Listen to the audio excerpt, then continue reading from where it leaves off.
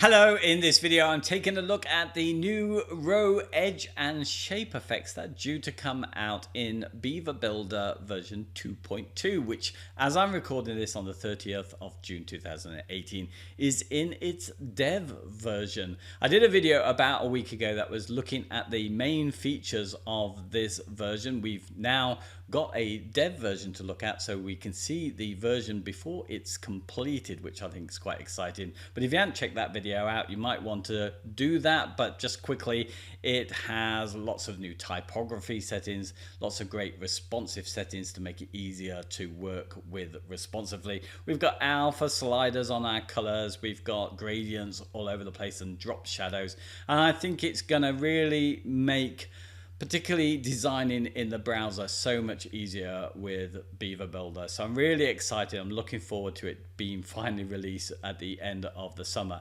But they've just added this new feature. This is something that's being worked on by Brent Jett, who's a member of the Beaver Builder team. He's done his own video, which he's published at least to the Beaver Builder Facebook group. So if you're in that, you probably want to go and check that out and hear it from the horse's mouth. I must say, when I heard, and I think I heard it as they were doing some row separator effects, I thought, oh, I'm not sure about that. It sounds like a bit of fluff, not the sort of thing that we'd expect them to be spending their time on, as there are the third-party plugins that also provide those kind of effects. But it turned out to be something a little bit more sophisticated, and I think it's going to be something that's essential to the design process in the way that I think design's going, at least at the moment. So what it is, if you're not familiar with the third-party plugins, I'll just show you some examples I've set up with what's new in this core version. So they have these row separator effects where you can put a shape, and this shape is actually colored white, so it appears that this shape is cutting into the row. We can have kind of triangles as well, big or small, or invert those as well, so it looks like something's cutting into the row. And we can kind of put these slanting effects, which look nice if it's slanting the same on the next row. I've just isolated it just so you can see what's happening. So we've got all of that, but what's great about this Beaver Builder release is the ability to be able to kind of use these shapes within the rows themselves. And this gets even more powerful when you combine it with the ability now to use gradients and alpha sliders on all of our colors, and this can be applied as well to all of these shapes as well, plus the fact we can actually move these shapes pretty much outside of the box as we like, and clip them as well. So there's an awful lot of power in this. And let me just go through some examples so you can see it being used here. There is a bottom and a top shape with all of these rows, but I've been able to force this down and change the shape and the color here. There is actually a little bit of opacity here, but I don't think you see a slightly different color here because of the opacity, but you create kind of nice effects. Where I think it's going to be useful is for the more subtle effects. I don't know if you see this here. I've got a slight curve on here, and I'm seeing this a lot in design, as I am with the other feature, the drop shadows we can apply to things like photos. These kind of things I think I'm seeing a lot as sites get more simple, as they need to, because we visit so many. We need the message simple, that things need to look like they have a lot of space to breathe, else otherwise it feels like a lot of work to read through them. And to stop, I think, sites looking stark, it's nice to have some very subtle background effects rather than necessarily, I think photos are actually feeling like they're a bit overload sometimes on sites.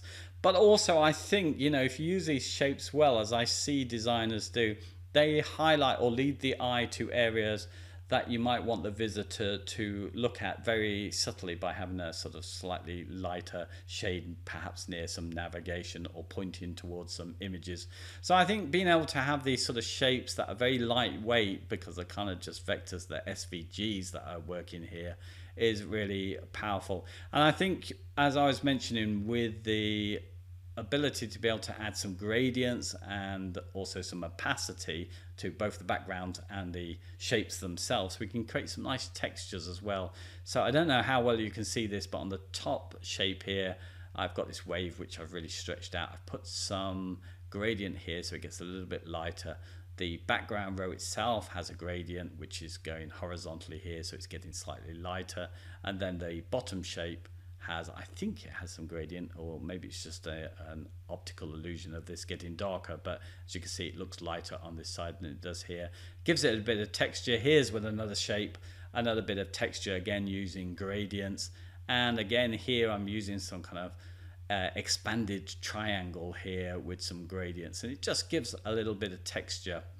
So I think that's pretty much it. There is one addition as well to this dev version, which I requested and I know others did, and that is to have a gradient overlay on the rows and the columns. So now we can choose a background image if we like, and we can put a gradient overlay over the top of that. So this is a black and white image with a gradient overlay. So let's just take a look quickly at the settings. I did do a screenshot here, and then she'll go into a row itself. So what we have is we have a, well, when we have this installed, we get this new feature edges over here. As you can see on this version, which I've got on this site, we also have UABB, the ultimate add-ons for Beaver Builder, and I've got their effects applied as well. I think I've got Power Pack in there as well, but I've turned theirs off. I think we'll be able to, before the final release, be able to turn off this effect if we don't want it at all, as we can do with modules. And what we can do is we can select the various shapes. Now at the moment we have slanted edge, waves, triangles, and midpoint, which is effectively a triangle itself. And there are more to come. In fact, I had a little peep into the plugin itself, and I can see already in there we have a circle and a star. I don't know if they are problematic and that's why they've not been added, or whether that's part of what's coming. But the most exciting thing about this, I hope it's true, because I just heard it from a member of the Beaver Builder staff commenting in Facebook, is that there will be some instructions on how we can add our own shapes as well. So I'm hoping that that's not going to be too difficult to do, because this will give this a great deal of power. But anyway, there's the shapes that we can choose from. Then we can, now the best way to start, and I'll show you this in a minute, is to probably start with zeros. I've gone a little bit crazy because I'm still working it out when I did this screenshot. So if you zero everything out, it gives you an example, and we can select our wave here, and it'll show it with a gray color, and I'll show you that in a minute. But we can adjust our height, the sizes. Again, here we have viewport width and viewport height as well with this, not just pixels here. We can Y offset this, so we can move the shape to the row above, or I guess we can do that below as well on the below ones.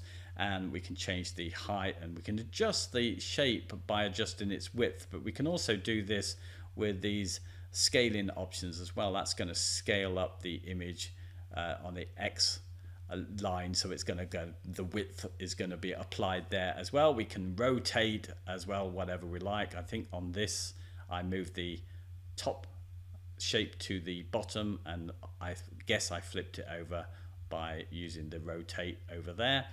And we can also change the orientation on this one, but of course if it's symmetrical, we're not going to see that if we do it horizontally. And it's if it's the triangles, you might be clicking on this and thinking nothing's happening, but it's just because it's symmetrical. You'll see it if you use the waves.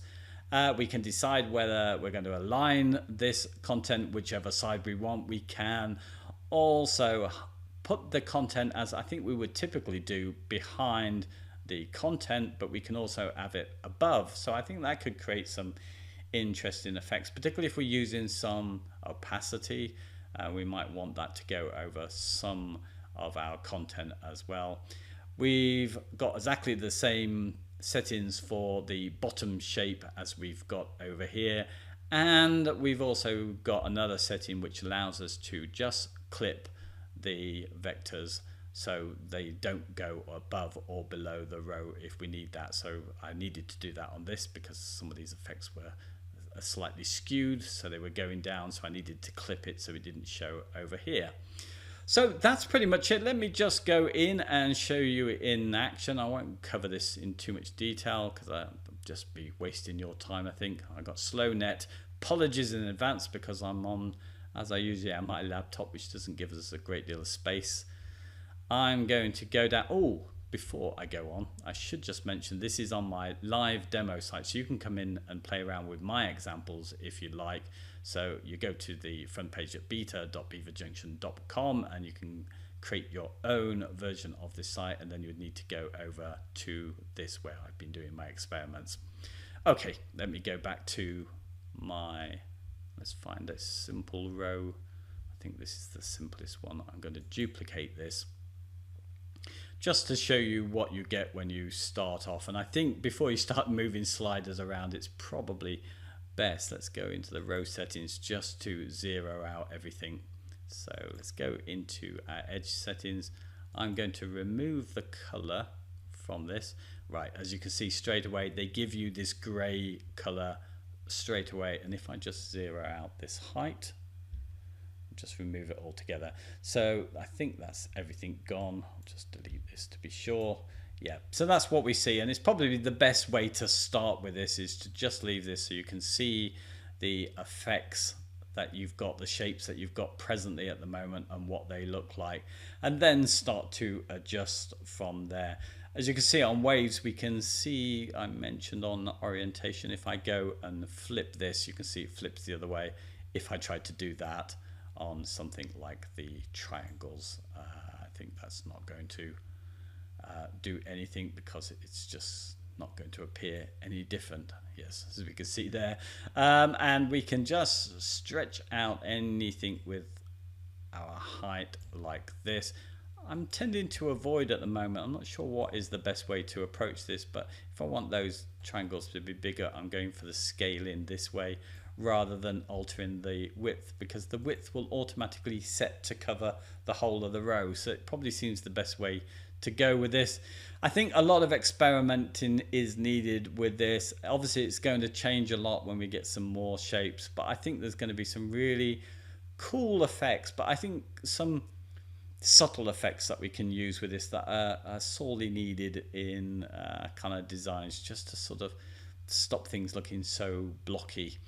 Anyway, I'm talking too much. Thank you for listening to me. If you did get something out of this video, then please give me a thumbs up on YouTube because it encourages me. If you like these kind of videos, then please consider subscribing to the channel.